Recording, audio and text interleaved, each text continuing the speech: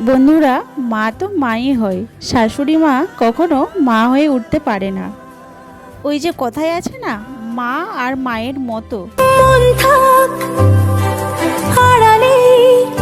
মা ভাবে আমি যেই কষ্ট দুঃখটা পেয়েছি আমার মেয়েকে যেন তা সইতে না হয়, আর শাশুড়ি মা কী ভাবে আমি যেই কষ্টটা পেরেছি সহ্য করতে, তো আমার বৌমা কেন পারবে না।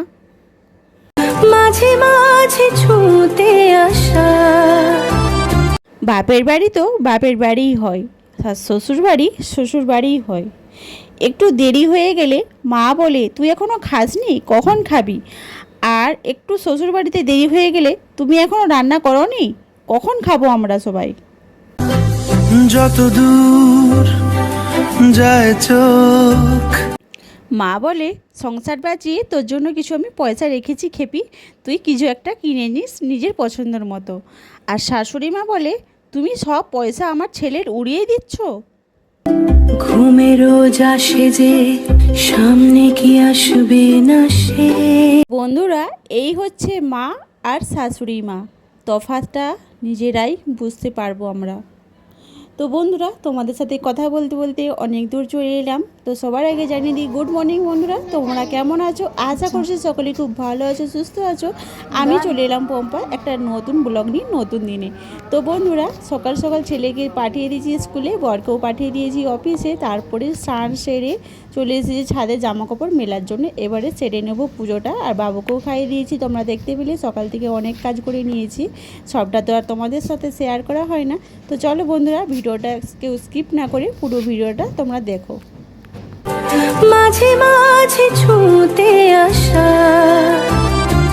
জানি বন্ধুরা দেখছো প্রচণ্ড রোদ, তো তাই জন্য আমি মাথায় গামছাটা এই যে নিয়ে নিয়েছি। আর এই যে আমি যতবার ছাদে আছি তো আমার গাছগুলোকে দেখে পুরো একদম মন ভরে যায়, জানো তো বন্ধুরা। তো বেশ ভালো লাগে আমাকে।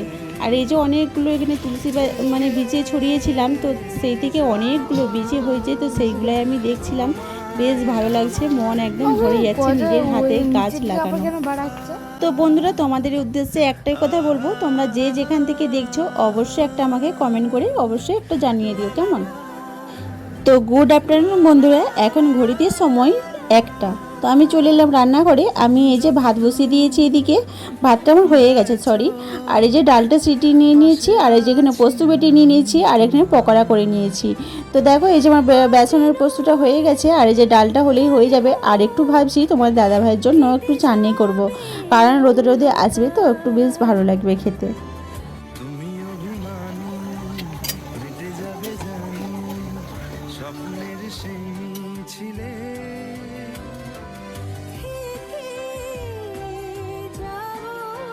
শুভ সন্ধ্যা বন্ধুরা, এখন ঘড়িতে সময় 8টা। তো বাবু একটু নিচে গেছিলো, তোমার দাদাভাই একটু কিনে দিয়েছে দুধ আর ওই পনির, সয়াবিন চাপ, আদা রসুন পেঁয়াজ।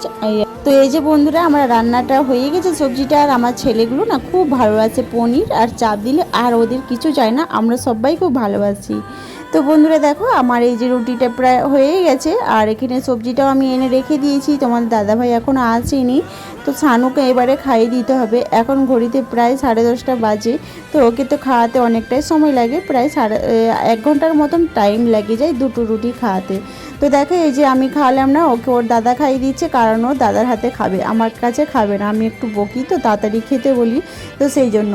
তো বন্ধুরা দেখো, এই যে আমি এদিকে বাসনগুলো মেজে ধুয়ে একদম উবু করে রেখে দিয়েছি, আর গ্যাস চুলাটাও বেশ ভালো করে সুন্দর করে পরিষ্কার করে নিয়েছি। আর এই যে দেখো এসির পাইপটাও কিন্তু আমি নামিয়ে নিয়েছি। আর তোমার দাদা ভাইয়ের জন্য একটু গ্লাসে করে ঠান্ডা আর গরম জল মিক্সড করে রেখে দিয়েছি। তো বন্ধুরা, আজকে ভিডিওটা আমি এখানে এন্ড করছি। অবশ্যই তোমরা একটা কমেন্ট করে দিও, তাহলে ভালো লাগে। আর ফুল ওয়াচ করো, আমার পাশে থেকো, আমিও তোমাদের পাশে আছি সবারই, ঠিক আছে। তো চলো, আজকে ভিডিওটা কেমন লাগলো অবশ্যই কিন্তু জানিও। আর হ্যাঁ, যারা আমার চ্যানেলে, তো প্লিজ একটা সাবস্ক্রাইব করে একটা লাইক আর একটা কমেন্ট করে দিও চ্যানেলের শুরুতে ভিডিও দেখার আগে। তো চলো বন্ধুরা, আজকে ভিডিওটা এ পর্যন্তই। আবার দেখা হবে পরবর্তী দিনে পরবর্তী ভিডিও নিয়ে। তোমরা খুব ভালো দেখো, সুস্থ দেখো, নিজের পরিবারের খেয়াল রেখো আর নিজেরও খেয়াল রেখো। আর আমার ভিডিও দেখো, বেশি বেশি করে শেয়ার করে দেবো। চলো বাই, টাটা, গুড নাইট।